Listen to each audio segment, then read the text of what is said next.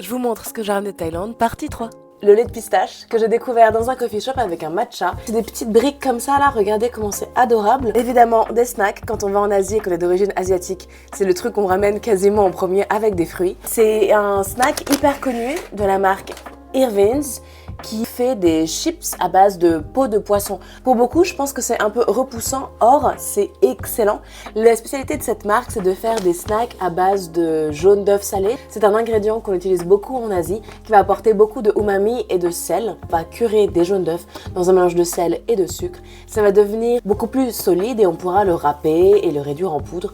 Ce sera un peu le parmesan, si vous voulez, d'Asie. Évidemment, je suis allée sur un marché dans un village un peu paumé et j'ai ramené des crevettes séchées. Un grand classique de la cuisine asiatique. On l'utilise pour nos bouillons, pour nos sauces, pour nos condiments et des poissons séchés. Alors, je peux pas plus m'en empêcher, que voulez-vous. Pour obtenir évidemment une énorme boîte de poissons séchés, il en faut beaucoup plus. J'espère que ça vous a plu. Est-ce que je vous prépare une partie 4 parce qu'il en reste. Bisous!